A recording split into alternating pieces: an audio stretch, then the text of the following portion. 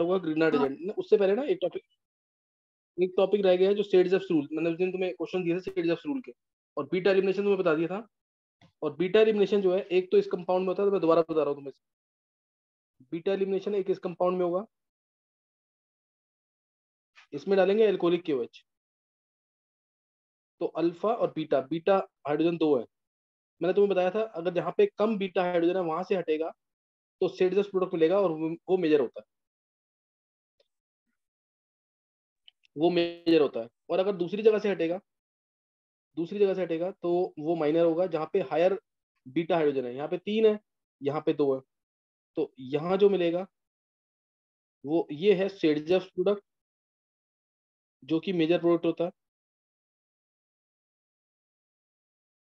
और नीचे है हॉफमैन प्रोडक्ट, ये माइनर होता है। कई केसेस में ये मेजर भी बनता है, तुम बताऊंगा मैं, वो केसेस तुम्हें 4 बता चुका हूँ जब हॉफमैन प्रोडक्ट मेजर होता है, ध्यान है कि नहीं? Yes sir. एक ये है। अब इसके अंदर अगर मैं एल्कोहल ले लूँ उसी जगह, एल्काइल हाइड्राइड की जगह, और इसमें मैं डालूं, इसमें डालना पड़ता है कंसंट्रेटेड H2O, तो मिलता है H2O बाहर निकल जाएगा और आंसर आ जाएगा ब्यूटवीन सेडजस प्रोडक्ट। दोनों के मैकेनिज्म में डिफरेंस था, इसका मैकेनिज्म मैं करा चुका हूं तुम्हें। बीटा एलिमिनेशन का मैं मैकेनिज्म करा चुका हूँ, अल्काइल हैलाइड का, जब 5 एटम्स कोप्लेनर हुए थे, है ना, जब 5 एटम्स कोप्लेनर हुए थे। इसका मैकेनिज्म, अल्कोहल वाले का मैकेनिज्म मैं तुम्हें बता रहा हूँ, एक बार नोट करेंगे। अल्कोहल वाले का मैकेनिज्म मतलब 100 में से 99% है कि बोर्ड में इसका क्वेश्चन आना है। अल्कोहल वाले का रिएक्शन लिखेंगे, जैसे अगर इथेनॉल लिया मैं, इथेनॉल में अगर मैं रिएक्शन लिखूं, इसमें डाला मैंने कंसंट्रेटेड H2O4 इथेनॉल के अंदर एट 443 केल्विन। बहुत इंपॉर्टेंट क्वेश्चन है बोर्ड के लिए। तो इसमें आता है इथीन, इथीन आंसर आएगा। इसी में डाल दिया मैंने, ये ध्यान था, ये दूसरी रिएक्शन भी कंसंट्रेटेड H2O4 एट 413 केल्विन, कम टेम्परेचर पे। तो 2 मॉलिक्यूल निकालने लेने पड़ेंगे वाटर निकालने के लिए, तब आंसर आता है डाईथाइल ईथर। मतलब 2 मॉलिक्यूल लेंगे ऐसे इस तरीके से, ethanol plus ethanol, concentrated H2O4 डाला एट 413 केल्विन, 2 मॉलिक्यूल लिए वाटर ऐसे बाहर निकलेगा, और आंसर आ गया ईथर, जो मैंने ऊपर दिखा रखा है। और अगर मैं इसी के अंदर कंसंट्रेटेड H2O4 ले लूं एट 383 केल्विन, ये बोर्ड के लिए इंपॉर्टेंट नहीं है, जिसको पूरा ढंग से करना तो वो करेगा जरूर। CH3CH2OSO3H ethyl hydrogen sulphate, ethyl hydrogen sulphate. और अगर इसी के अंदर मैं कंसंट्रेटेड H2O डाल दूं एट 273 केल्विन, तो ऑक्सोनियम आयन मिलेगा CH3CH2O plus H2, CH3CH2O plus H2। ये चारों रिएक्शन इंपॉर्टेंट है। 2 के मैकेनिज्म अभी करा रहा हूँ, दोनों बोर्ड के लिए बहुत इंपॉर्टेंट है। ये 2 टाइम्स लिख लेंगे मैकेनिज्म सारे, सही नहीं? ये दोनों मैकेनिज्म 2 बार लिख लेना जरूर, और ये शो करना है वेडनेसडे वाले होमवर्क में, इसको भूलना नहीं है। दोनों मैकेनिज्म मैं लिखूंगा, इथेनॉल से इथीन का, इथेनॉल से डाईथाइल ईथर, नोट करेंगे mechanism.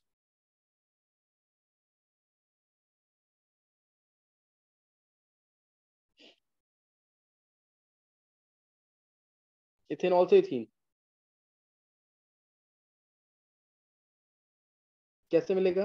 Concentrated H2O4 eight 443 kelvin, तो आएगा आंसर इथीन, बीटा एलिमिनेशन होगा। OH यहाँ से और H इसका, ये बाहर निकलता है और इथीन आंसर आता है। मैकेनिज्म क्या है? डिहाइड्रेशन है, डिहाइड्रेशन का ध्यान रखना।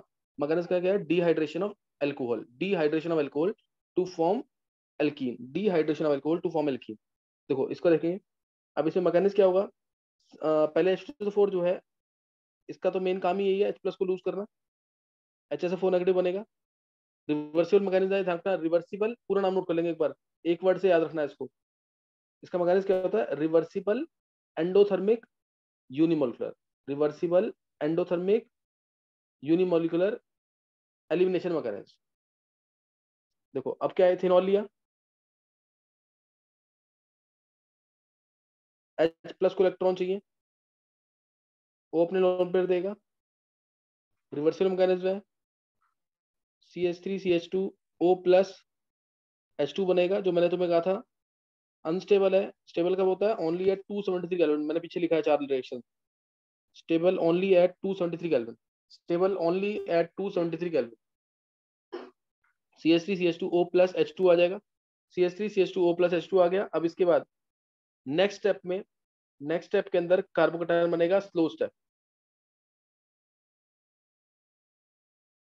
स्लो स्टेप होगा, अब होगा डिहाइड्रेशन, माइनस H2O डिहाइड्रेशन होगा, CH3CH2 प्लस बन जाएगा, डिहाइड्रेशन होगा। ये स्लो स्टेप होगा, most important step, RDS of the reaction. Carbocation बन रहा है स्लो स्टेप के अंदर, तो रीअरेंजमेंट पॉसिबल है। कार्बोकेटायन बन रहा है स्लो स्टेप के अंदर, तो रीअरेंजमेंट जो है वो पॉसिबल, सही ना, रीअरेंजमेंट पॉसिबल है इसके अंदर। अब नेक्स्ट स्टेप में होगा डीप्रोटोनेशन। इसको लिखूंगा ऐसे, बोर्ड के लिए बहुत इंपॉर्टेंट मैकेनिज्म है, इसको जरूर लिख लेना। 10 में से 8 पेपर के अंदर आया हुआ बोर्ड में, इतना इंपॉर्टेंट मैकेनिज्म है ये। इसके बाद इसमें HSO4 नेगेटिव डालेंगे, फर्स्ट स्टेप होगा। HSO4 नेगेटिव इस प्रोटोन को ले जाएगा, इस वाले प्रोटोन को, क्यों? क्योंकि यही बीटा एलिमिनेशन करेगा, ये इलेक्ट्रॉन देगा इधर, और नेगेटिव पॉजिटिव का बॉन्ड बन जाएगा, इथीन मिल जाएगा, और ये स्टेप फास्ट होगा, minus H2। Catalyst unused in the reaction, step होगा फास्ट। समझ आ गया स्टेप की नहीं? मैकेनिज्म समझ आ गया कि नहीं? ये डिहाइड्रेशन ऑफ एक इथेनॉल बार टू वो फॉर्म इथीन। रिवर्सिबल एंडोथर्मिक और तीसरा जो था रिपीट कर दो। एलिमिनेशन, रिवर्सिबल एंडोथर्मिक, एलिमिनेशन तो हो ही रहा है, एंडोथर्मिक तो है ना, और एलिमिनेशन हो रहा है, टेम्परेचर हाई होता है ना। Substitution versus yes sir. Elimination बताया था मैंने तुम्हें। एलिमिनेशन तो हो गई, और इसका अगर मैं कहूँ तुम्हें एनर्जी लेवल डायग्राम क्या है, ये बोर्ड में नहीं आएगा, ये मैंने तुम्हें हर रिएक्शन के लिए बताया हुआ है बनाने के लिए, मैं इसमें दोबारा बता रहा हूँ। रिवर्स इसका इंपॉर्टेंट है, इसलिए इसका इंपॉर्टेंट है काफी, इस वजह से। इसमें पहले क्या है, स्टार्टिंग में क्या हुआ है, ROH के ऊपर H प्लस का अटैक हो रहा है। देखो मैकेनिज्म के थ्रू देखेंगे, ROH पे H प्लस का अटैक हो रहा है। ये पोटेंशियल एनर्जी वर्सेस टाइम कह लो, या progress of the reaction. ROH ये रहा, H प्लस ये रहा, ROH प्लस H प्लस है, ROH प्लस H प्लस, यही हुआ है पहले स्टेप के अंदर। और रेट लिखोगे, अगर मैं रेट भी लिख देता हूँ यहाँ पे, रेट जो है इस रिएक्शन का स्लो स्टेप पे डिपेंड करता है, तो रेट होगा, अगर कोई पूछता है तो K इंटू ये, क्योंकि स्लो स्टेप के अंदर सिर्फ ये वाला रिएक्टेंट है, स्लो स्टेप में सिर्फ ये रिएक्टेंट है। Rate is equal to K into R O पे प्लस H2, मैंने इथाइल को R लिख दिया। रेट लॉस का ये होगा यूनिमोलिकुलर, रेट लॉस का ये होगा यूनिमोलिकुलर।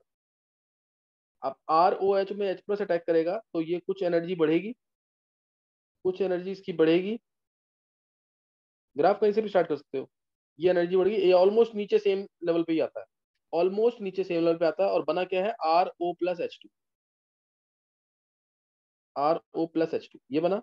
अब इसके बाद यहाँ से स्लो स्टेप है, ध्यान देना, अब इस पॉइंट के बाद से स्लो स्टेप है। स्लो स्टेप है, तो अब रिएक्शन की एनर्जी क्या होगी, रिएक्शन की एनर्जी, एक्टिवेशन एनर्जी बहुत ज्यादा बढ़ेगी, इसमें कोई डाउट नहीं होना चाहिए किसी को। ये स्लो स्टेप है, इसलिए इसकी एक्टिवेशन एनर्जी बहुत ज्यादा, ये स्लो स्टेप है, इसलिए एक्टिवेशन एनर्जी बहुत ज्यादा होगा। और यहाँ बनेगा कार्बोकेटायन, ये कार्बोकेटायन बन गया, यहाँ पे अनस्टेबल होगा, एनायन है, ये बन गया R प्लस। अगर इसमें रीअरेंजमेंट होती, अगर इसमें R प्लस में रीअरेंजमेंट होती, ये मैं भी रब कर दूंगा, ध्यान देना, अगर इस R प्लस में रीअरेंजमेंट होती तो इसका पीक कम हो जाता, फिर ये आता नीचे आता थोड़ा, ये R डैश प्लस बनता। मान लो इसमें दोबारा रीअरेंजमेंट हो रही है, इसका मतलब और स्टेबल कार्बोकेटायन बन रहा है, तो इसका पीक और नीचे आ जाएगा, ये ऐसे नीचे बन जाएगा, R डबल डैश प्लस। समझ आ रहा है मैं क्या बता रहा हूँ तुम्हें? ये समझ आ रहा है कि नहीं? Yes sir. अगर इस कार्बोकेटायन में रीअरेंजमेंट होती, तो R डैश प्लस बनता, ज्यादा स्टेबल है, इसका जो इंटरमीडिएट है वो नीचे आएगा। और अगर इस कार्बोकेटायन में इसमें दोबारा रीअरेंजमेंट होती, तो इसका पीक और नीचे आता, इसका पीक और नीचे आता, और ये नीचे आ जाता, इस तरह से। अभी मैं इसको हटा रहा हूँ, ध्यान देना, ये मैं हटा रहा हूँ अभी बस समझाने के लिए। अगर रीअरेंजमेंट होती तो पीक नीचे आते रहते, ट्रांजिशन स्टेट नीचे होती रहती, ये मैं हटा रहा हूँ यहाँ से। बस ये R प्लस दिखाया था मैंने, R प्लस दिखा दिया, ये R प्लस बन गया, ये वाला R प्लस बन गया, R प्लस बन गया। अब R प्लस में डीप्रोटोनेशन होगा और एल्कीन मिलेगा, R प्लस में डीप्रोटोनेशन होगा और एल्कीन मिलेगा, थोड़ी सी पहले एनर्जी देनी पड़ेगी, उसके बाद ये नीचे आएगा, और ये यहाँ पे इधर बन जाएगा, यहाँ बन गया एल्कीन, यहाँ क्या बन जाएगा, एल्कीन। यहाँ एल्कीन बन जाएगा एन एथीन। तो तुम्हें समझ आ गया होगा, ये समझ आ गया कि नहीं ये पूरा। एंडोथर्मिक क्या ध्यान रखना, इस पॉइंट से लेकर या इस पॉइंट से लेकर इस पॉइंट तक ये ऊपर होना चाहिए, ये पूरा ऊपर होना चाहिए। क्यों? क्योंकि प्रोसेस एंडोथर्मिक है। अगर एक्सोथर्मिक होता तो इस पॉइंट से ये कर्व नीचे की तरफ आता। समझ आ गया कि नहीं? एक बार हैंड सेस करेंगे जिसको ये समझ आ गया।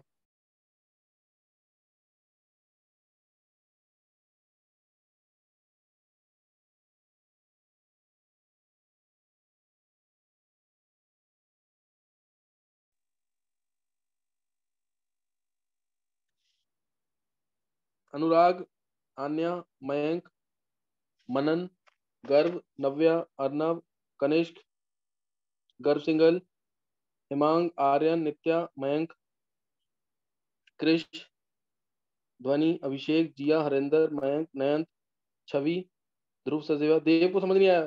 देव मैकेनिक्स जरूर कर लियो, मैकेनिक्स बोर्ड में जरूर आएगा ये। मैकेनिक्स बहुत इंपॉर्टेंट है। अभी मैं इसके एनर्जी लेवल डायग्राम तुमसे और बनवाऊंगा। किसी को एनर्जी लेवल डायग्राम दोबारा पूछना है या कोई पॉइंट पूछना है तो पूछ सकते हो।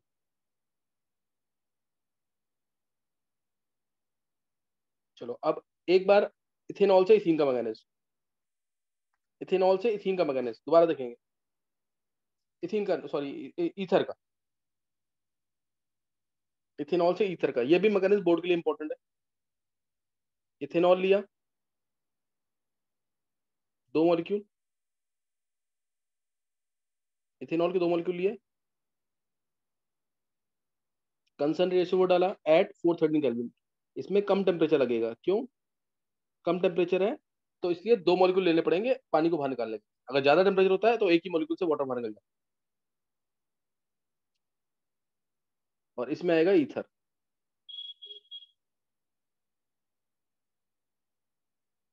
और ये सेम काम मैं लिख देता हूँ ये, और तुम ये याद रखना, एंट्रेंस में ये भी पूछते हैं। Al2O3 डालते हैं ना अगर इधर, उससे भी हो जाता। Al2O3 टेम्परेचर होता है तुम ये मान के चलना 500 केल्विन के आसपास, कम टेम्परेचर पे। और अगर ये नोट कर लिया सबने, ये Al2O3 एल्यूमिना से भी सेम काम हो जाता है। और अगर तुम्हें इथीन चाहिए, इथेनॉल से, इथेनॉल से इथीन चाहिए तो Al2O3 डाल सकते हो तुम। टेम्परेचर होता है 625 केल्विन के आसपास, मतलब 100 केल्विन लगभग ज्यादा होता है टेम्परेचर। और आंसर आ जाता है इथीन। क्लियर हो गया कि नहीं? ये इसके आसपास बता रहा हूँ, एग्जैक्ट नहीं है ये। ये बात समझ आ गई कि नहीं? ये सेम काम जो है एल्यूमिना से हो जाएगा, चाहे एल्कीन चाहिए तुम्हें या ईथर चाहिए हो। कोई डाउट किसी को? नहीं समझ आया? आ गया सर। इसको याद कर लेना जरूर, एल्यूमिना वाला ज्यादा देंगे, एंट्रेंस में ज्यादातर एल्यूमिना देते हैं। इस रिएक्शन के बारे में किसी को नहीं पता होता तो गड़बड़ कर दोगे। अब इसका मैकेनिज्म ईथर वाले का, ईथर वाले का मैकेनिज्म सेम मैकेनिज्म चलेगा बिल्कुल। बीच में SN2 पार्ट चलेगा। इथेनॉल है, पहले इसमें H2SO4 टूटेगा, वो तुम खुद दिखा देना, रिवर्सिबल स्टेप है। ये आ गया इसमें ऑक्सोनियम आयन, ये H2SO4 टूटेगा, पहले H+ देगा, और वो H+ इथेनॉल से O से लोन पेयर लेगा। ये आ गया ऑक्सोनियम आयन। अब ये आ गया, अब इसमें अटैक होगा बैक साइड से, ध्यान देंगे बैक साइड से अटैक होगा। ये ऑक्सोनियम आयन है, HHO+,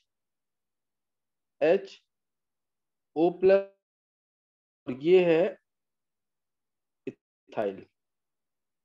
अब इस पे इथेनॉल अटैक करेगा, ध्यान रखना इसमें कार्बोटाइन नहीं बनेगा, टेम्परेचर कम है, कार्बोटाइन नहीं बनेगा इसमें, ध्यान रखना। इसका मैकेनिज्म कई बुक्स में गलत दे रखा है, तो गलती मत करना। इसमें SN2 मैकेनिज्म होता है इसके अंदर, SN2 मैकेनिज्म में ये कार्बोटाइन नहीं बनेगा। अब इसमें ये O इलेक्ट्रॉन लेगा और बैक साइड से ये वाला ऑक्सीजन,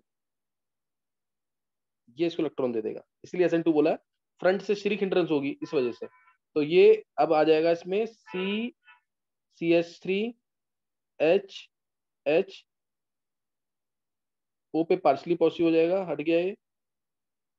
और ये पीछे से O, इथेनॉल वाला, इथेनॉल वाला O जो है प्लस C2H5H। समझ आ गया कि नहीं? ये बैक साइड से इलेक्ट्रॉन देगा और ये ट्रांजिशन स्टेट आएगी।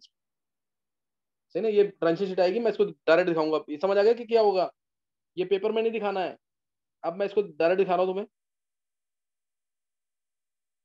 ये आ गया, ये वाटर बाहर निकल गया, -H2O, स्लो स्टेप यही होता है। CH3 CHO पे प्लस C2H5, ये दिखाना डायरेक्ट। और फिर H+ से ये H, ये वाला H जो दिखाया मैंने, इस H को HSO4 नेगेटिव ले जाएगा, स्टेप होगा फास्ट, -H2SO4, और आंसर आ जाएगा ईथर, CH3 CH2 OC2H5। नहीं समझ आया? ये सेम मैकेनिज्म बिल्कुल, बस इसमें कार्बोकेटाइन नहीं बनेगा, बैक साइड से अटैक होगा। कार्बोकेटाइन इसमें नहीं बनेगा और बैक साइड से अटैक होगा। जो मैं क्लास लेता हूँ उसको मेरी क्लास खत्म होती है ना रिपीट कर लिया करो एक बार जरूर, नहीं रिपीट करोगे गड़बड़ रहेगी। अल्कोहल फिनॉल्स की एनसीईआरटी का क्वेश्चन है जो मैं बता रहा हूँ, इसके आगे क्वेश्चन बताऊंगा अभी। समझ आ गया मैकेनिज्म कि नहीं दोनों? ये मैकेनिज्म जरूर लिख लिख के देख लेना। ये समझ आ गया कि नहीं?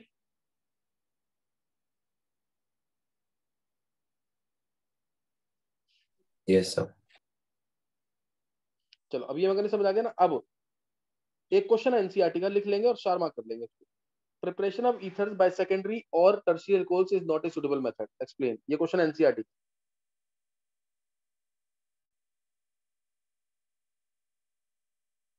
बाय सेकेंडरी और tertiary alcohols is not a suitable method. कोई रास्ता क्यों? सर वो एलिमिनेशन प्रेफर करेंगे ना। हाँ, वो उसमें एलिमिनेशन होगा। क्यों एलिमिनेशन प्रेफर करेंगे, बता अनुराग? सर मतलब स्टेबल कार्बोकेटाइन बनेगा उनका शायद। नहीं, हाँ उनका स्टेबल कार्बोटाइम रहेगा, वो भी सही है। स्टीरिक हिंड्रेंस बोलना, SN2 से रिएक्शन हो स्टीरिक, रही थी सेकेंडरी हाँ और टर्शियरी में, स्टीरिक हिंड्रेंस ज्यादा होगी ना। हाँ हाँ सर, सॉरी स्टीरिक हिंड्रेंस। हाँ, स्टेबल कार्बोटाइम सेकेंडरी में आएगा, रीजन सही है। ठीक है सर। देखो इसमें लिखेंगे पहले, since the reaction is taking place by SN2 mechanism, since the reaction is taking place by SN2 mechanism, so because of steric hindrance,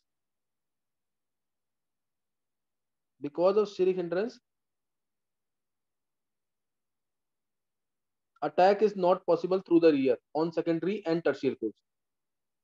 stearic hindrance की वजह से बैक साइड से अटैक पॉसिबल नहीं होगा। मैं तुम्हें दिखा देता हूँ कि क्यों। पीछे जो मैंने दिखा रहा उसी में देखो, इसी में देख लो, समझ आ जाएगा तुम्हें। देखो इसमें अगर ये वाला एल्कोहल प्राइमरी था, ये वाला एल्कोहल क्या था, प्राइमरी। ये एल्कोहल क्या है, प्राइमरी। अब अगर ये सेकेंडरी होता, देखो अगर मान लिया मैंने यहाँ पे C2H5 हो होता, यहाँ पे C2H5 होता, तो अब ये वाला एल्कोहल क्या बैक साइड से अटैक कर पाता? ये बैक साइड से आता तो ये वाला ग्रुप और ये वाला ग्रुप दोनों बल्कि ना इसको रिपेल कर देते। समझ आ गया कि नहीं? Yes sir. और अगर ये टर्शरी हो जाता, मान लो यहाँ पे C3H7 हो रहा जाता, तब क्या होता? तब अटैक हो पाता बैक साइड से।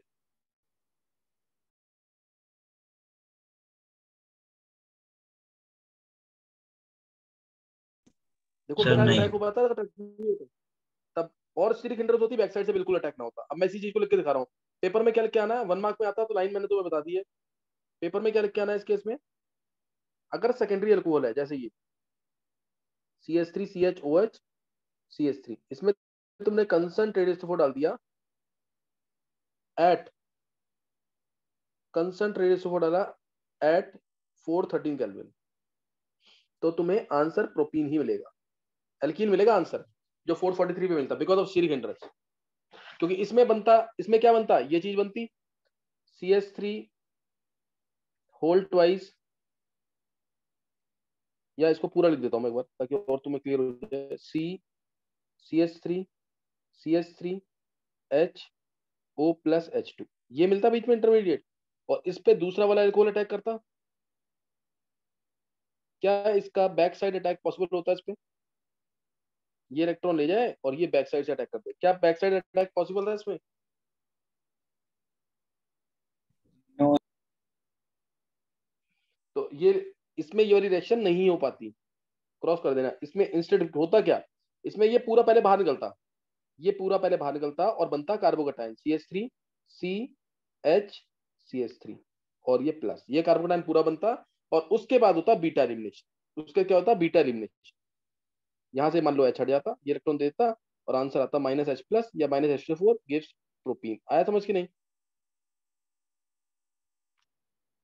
समझ आ गया कि नहीं? Yes sir. ये मान लो 2 से 3 मार्क्स में आ गया तो तुम्हें ऐसे एक्सप्लेन करना पड़ेगा। ये मैंने सेकेंडरी एल्कोहल के लिए बता दिया है, सेम चीज होगी टर्शियरी एल्कोहल के लिए, सेम चीज होगी टर्शियरी एल्कोहल के लिए, वो भी देख लो ऊपर। नोट कर लिया सबने?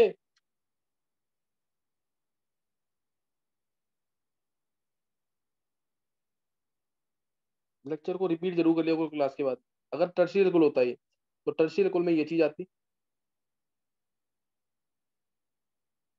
O+H2, और अब इसमें टर्शियरी एल्कोहल अटैक नहीं कर पाता again because of steric hindrance. इसमें तो और ज्यादा स्टीरिक हिंड्रेंस होगी, ये इलेक्ट्रॉन ले जाए और ये बैक साइड से अटैक कर दे, दिस इज नॉट पॉसिबल। इसलिए इसमें भी दोबारा कार्बोकैटायन बनेगा, -H2O कर देंगे, कार्बोकैटायन बनेगा। सेकेंडरी और टर्शियरी अगर एल्कोहल है तो उस केस में कार्बोकैटायन हमेशा बनाना, CH3 और प्लस, और उससे -H+ कर देना, एलिमिनेशन होकर के कहीं से भी एक H हट जाएगा, ये इलेक्ट्रॉन दे देगा, नेगेटिव पॉजिटिव का बॉन्ड बन जाएगा और आंसर आ जाएगा आइसोब्यूटेन।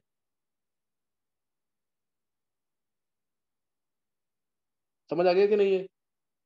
ये आंसर है, ये वाली रिएक्शन होगी, ये नहीं हो पाएगी बिकॉज ऑफ स्टीरिक हिंड्रेंस। समझ आ गया कि नहीं?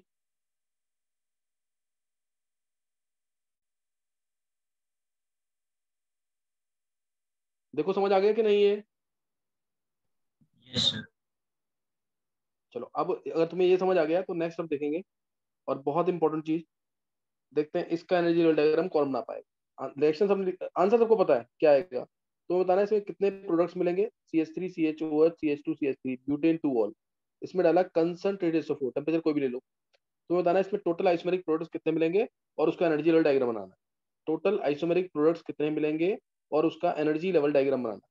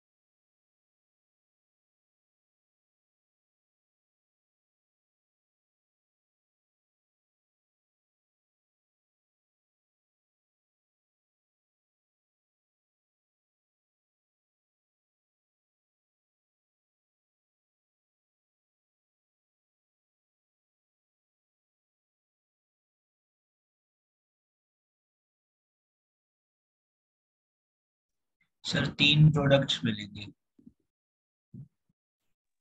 किसने बोला आंसर? सर घर। बहुत अच्छा कर, एनर्जी लेवल डायग्राम बना लिया है अनुराग? सर वो एनर्जी लेवल प्रोडक्ट्स डायग्राम बना लिया? बना रहा हूँ सर, वही बना। अच्छा, प्रोडक्ट 3 प्रोडक्ट बता, गर्व कौन से? गर्व वो 3 प्रोडक्ट्स सर एक कौन से हैं? सर एक तो ब्यूटूइन मिलेगा और जिसके 2 होंगे सिस और ट्रांस, और एक ब्यूटवनीन मिलेगा। बहुत अच्छा कर। क्या 11th के किसी और बच्चे ने सोच के रहे? क्या 11th के किसी और बच्चे ने सोचे थे 3 प्रोडक्ट्स मिलेंगे?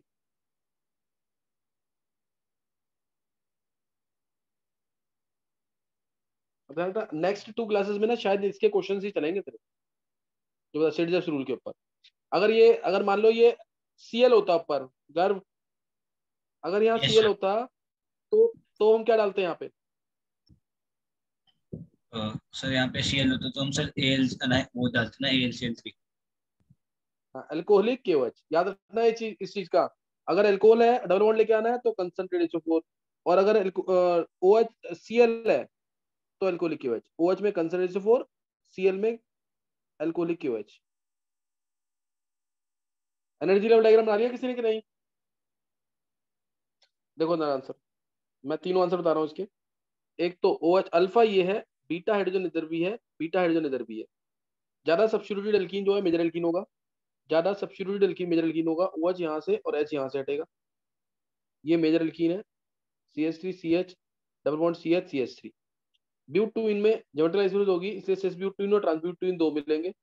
यहाँ से हटेगा तो कोई ज्योमेट्रिकल एक्सप्रेशन नहीं होगी, यहाँ से हटेगा तो कोई ज्योमेट्रिकल एक्सप्रेशन नहीं होगी। आंसर आएगा CH2 डबल बॉन्ड, एक minute, CH2 double bond CH CH2 CH3। इसमें सिस और ट्रांस दो मिलेंगे, एक सिस ब्यूटीन और एक ट्रांस। मेजर कौन सा होगा इन दोनों में से?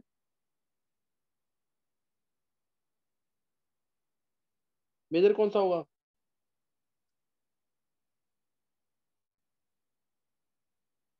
ट्रांस वाला। हाँ, ट्रांस में रिपल्शन कम होगी ना, ये पता होगा सबको। ट्रांस में दोनों मिथाइल ग्रुप, हाँ सही है मैं, ट्रांस में दोनों मिथाइल ग्रुप ऑपोजिट हैं तो इनमें रिपल्शन कम होंगी। सिस में दोनों मिथाइल ग्रुप सामने हैं तो इनके इलेक्ट्रॉन क्लाउड में रिपल्शन क्या होंगी, ज्यादा होंगी, तो ये सबसे मेजर होगा। सेकंड पे ये सिस वाला होगा और थर्ड पे ब्यूटवनीन। वैसे भी तुम हाइपर कंजुगेशन से भी चेक कर सकते हो सेडियस रूल के अलावा। इसमें सिर्फ दो ही हाइपर कंजुगेशन है सिल्किन में, इसमें भी 6 है, इसमें भी 6 हाइपर कंजुगेशन, दोनों में 6 हाइपर कंजुगेशन है। कोई डाउट तो नहीं किसी को?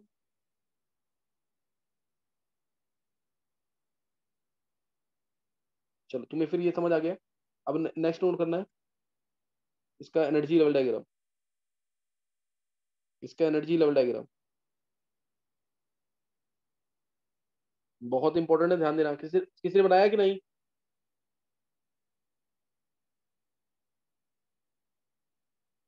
मयंक चौहान, चलो मयंक एक बार चेक कर लियो एनर्जी लेवल डायग्राम इसका। देखो यहाँ पे क्या आएगा, पहले यहाँ पे ROH प्लस H प्लस, ये वाला पार्ट तो सब में सेम चलेगा। यहाँ आ गया RO प्लस H2। अब बनेगा कार्बोकेटाइन, स्टेप होगा स्लो। अब बनेगा कार्बोकेटाइन, स्टेप होगा स्लो, तो इसको ऊपर ले जाएंगे बिल्कुल। ये एक्टिव एनर्जी सबसे ज्यादा होगी तब, क्योंकि स्टेप स्लो है। और यहाँ बनेगा R प्लस, R प्लस बनेगा यहाँ पे। R प्लस मतलब ये चीज बनेगी, ये CH3 CH plus CH2 CH3, ये बनेगा R प्लस। R प्लस बनेगा यहाँ पे। रीअरेंजमेंट अगर होगी तो रीअरेंजमेंट दिखानी है, इसमें कोई रीअरेंजमेंट नहीं है। अब यहाँ से बनेंगे 3 प्रोडक्ट, यहाँ से बनेंगे 3 प्रोडक्ट। मैं पहले दिखा रहा हूँ सबसे स्टेबल प्रोडक्ट। हाँ अनुराग कुछ बोलना है तेरे को? सर वो इसमें ऐसे होगा क्या, मतलब ट्रांस वाला है वो स्टेबिलिटी में नीचे आ जाएगा उसका लाइन, ऐसा बनाया मैंने थोड़ा हाँ सा। बस, हाँ बिल्कुल सही। ये ट्रांस वाला सबसे नीचे, यहाँ पे ट्रांस आएगा सबसे स्टेबल। सेकंड नंबर पे अब थोड़ी सी पीक उसकी ऊपर हो जाएगी, थोड़ी सी पीक उसकी ऊपर हो जाएगी, ये आ गया सिस वाला। सेकंड नंबर पे ये सिस वाला। और ब्यूट वनीन सबसे अनस्टेबल है, तो इसकी पीक थोड़ी सी और ऊपर हो जाएगी, और ये ब्यूट वनीन, ये ब्यूट वनीन होगा। किसी ने बनाया डायग्राम ये एनर्जी लेवल डायग्राम? ये ब्यूट वनीन, जो स्टेबल है उसकी एनर्जी कम, लेकिन इससे हमेशा ऊपर ही रहेगा, इससे हमेशा ऊपर ही रहेगा। इसका क्वेश्चन ऐसे ऑब्जेक्टिव में, मैंने ना कहीं किसी पुराने ऑब्जेक्टिव्स में देखा हुआ है, इसके एनर्जी लेवल डायग्राम में, इस रिएक्शन के एनर्जी लेवल डायग्राम में टोटल कितनी पीक्स आती है, टोटल कितनी क्रेस्ट आते हैं, कितने ट्रफ आते हैं, कितनी पीक आएंगे इसके अंदर, कितने मिनिमा और कितने मैक्सिमा, ऐसे करके था कुछ, कितने मिनिमा आएंगे और कितने मैक्सिमा आएंगे। तो इसका चेक कर लेंगे इस पूरे रिएक्शन के अंदर। ये एक पहला वाला ध्यान रखना, जो फर्स्ट वाला, जो एक चीज रखना, पहला मिनिमा जो होता है, पहला मिनिमा जो होता है हमेशा रिएक्टेंट होगा, फर्स्ट मिनिमा हमेशा रिएक्टेंट होगा। लास्ट मिनिमा जो होंगे, इसके इसमें तो बहुत सारे हैं, वो प्रोडक्ट होंगे। ये प्रोडक्ट, ये प्रोडक्ट, ये प्रोडक्ट, और बीच में होंगे जो मिनिमा होंगे, बीच में जो मिनिमा होंगे वो इंटरमीडिएट, बीच में जो मिनिमा होंगे वो होंगे इंटरमीडिएट। जैसे इसके अंदर ये एक इंटरमीडिएट, ये एक इंटरमीडिएट, पहला minima reactant, last minima product, बीच वाले मिनिमा इंटरमीडिएट्स। और जो मैक्सिमा होते हैं, मैक्सिमा जो होंगे प्रेजेंट ऑलवेज ट्रांजिशन स्टेट, है ना। मैक्सिमा जो होंगे वो ट्रांजिशन स्टेट होंगी, और इसके अंदर टोटल मैक्सिमा आ रहे हैं 5, 5। ये 1, ये 2, 3, 4 और ये 5। क्या समझ आया पूरा कि नहीं? ये ऐसे ऐसे क्वेश्चन आ जाते हैं जिसके लिए एनर्जी लेवल डायग्राम की, जिसको पूरा डेप्थ, ये बोर्ड के लिए करना ही नहीं है तुम्हें इस चीज को, जिसको पूरी नॉलेज है ना, उसको ये पता होना चाहिए। ऐसे क्वेश्चन पूछेंगे इस रिएक्शन में कितने इंटरमीडिएट्स हैं, हर कोई एक ही मार्क करता है कि कार्बोकेटाइन इंटरमीडिएट है, यही मार्क करता है, लेकिन 2 इंटरमीडिएट है इसके अंदर। ये स्लो स्टेप पे बन रहा है इंटरमीडिएट, ये इंटरमीडिएट स्लो स्टेप पे बन रहा है, इसलिए rate of this reaction, rate of dehydration is proportional to the stability of carbocation. Rate of dehydration proportional to stability of carbocation. जितना कार्बोकेटाइन स्टेबल उतनी ज्यादा डिहाइड्रेशन फास्ट होगा। समझ आया कि नहीं ये पूरा? एक बार हैंडसेस कर देंगे जिसको समझ आ गया है, एक बार हैंडसेस करेंगे जिसको ये पूरा समझ आ गया है। जिस रिएक्शन में कार्बोकेटाइन बनेगा उसमें रीअरेंजमेंट जरूर होगी, ये याद रखना। ये एक मैकेनिज्म डिटेल में डिस्कस हुआ है, बोर्ड में जो आएगा मैंने तुम्हें बता दिया, 2 मैकेनिज्म, ईथर वाला और एक एल्कीन वाला। ये ध्रुव, मनन, मयंक, अभिषेक, अर्नव, देव, हिमांग, आन्या, कृष, अनुराग, मयंक चौधरी, गर्व, आर्यन, नव्या, नयन, हरिंदर, गर्व, जिया, छवि, नित्य। चलो ये सबको समझ आ गया। नेक्स्ट नोट करेंगे। नेक्स्ट नोट करना है इसके अंदर तो बताना है rate of dehydration. Rate of dehydration सही ना? रेट ऑफ डिहाइड्रेशन सपोज मैंने तुम्हें दिया एक लिया 3 डिग्री अल्कोहल,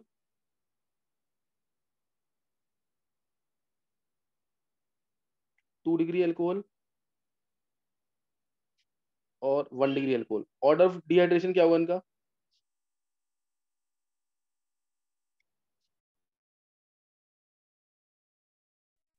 जल्दी बोलो आंसर। ऑर्डर ऑफ डिहाइड्रेशन क्या होगा इन तीनों का? बोर्ड के लिए इंपॉर्टेंट क्वेश्चन है। 1 2 3 हो जाएगा। हाँ 1 2 3 क्यों? क्योंकि 1 degree carbocation more stable than 2 degree than 3 degree, sorry 3 degree sir 3 carbocation more 3 stable, degree. हाँ 3 डिग्री 2 डिग्री 1 डिग्री। इसका कार्बोकेटाइन ये बनेगा सबसे ज्यादा स्टेबल है, इसलिए इसका डिहाइड्रेशन सबसे जल्दी होगा। इसका कार्बोकेटाइन ये बनेगा, डिहाइड्रेशन जल्दी होगा। इसका कार्बोकेटाइन प्राइमरी बनेगा, 3 हाइड्रोजन, इसमें 6 हाइड्रोजन, इसमें 9 हाइड्रोजन। ये समझ आ गया कि नहीं? तो ये order of stability of carbocation है, इसलिए ऑर्डर ऑफ डिहाइड्रेशन भी यही होगा, 3 डिग्री 2 डिग्री 1 डिग्री। ये क्लियर है ना सबको? Yes sir. Order of dehydration ये तो बहुत इजी चीज है, सबको पता होनी चाहिए। नेक्स्ट जो है इसके अंदर, अब जैसे मैंने ये दे दिया, इसमें बताना तुम्हें ऑर्डर ऑफ डिहाइड्रेशन। एक क्वेश्चन और बस, अब इसके ऊपर क्वेश्चंस कराने हैं मेरे को, ध्यान रखना इस चीज का। देखते हैं कि कौन किसको क्या समझ आता है। अगर तुमने नहीं पढ़ के रखा ना तो कल वाले क्वेश्चन आप फेस करोगे और बहुत अच्छे क्वेश्चन होंगे। बेंजाइल अल्कोहल, फिनॉल,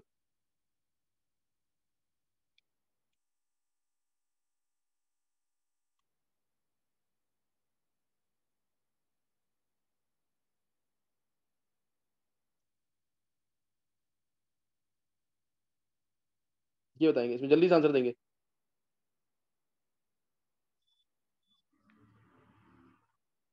आंसर दो जल्दी से। 1 2 3 4 5, 1 2 3 4 5। हाफ मिनट का टाइम है, फिर सीधा मैं आंसर बता रहा हूँ उसका।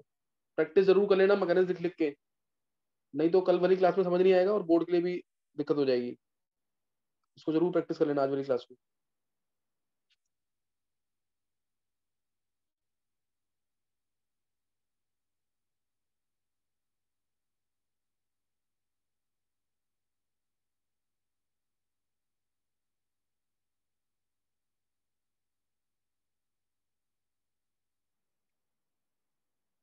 ऑर्डर ऑफ डिहाइड्रेशन क्या होगा?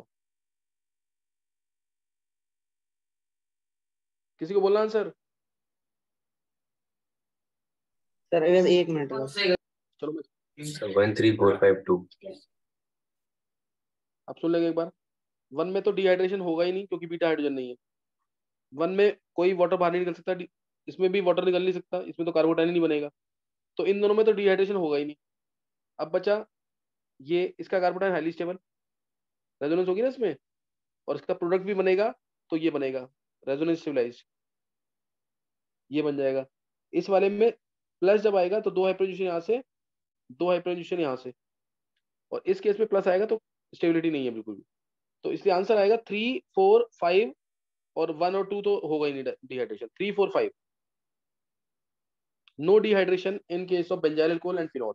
ये कर लेना खुद यहाँ तक। अब सही ना, यहाँ तक कर लेना जरूर।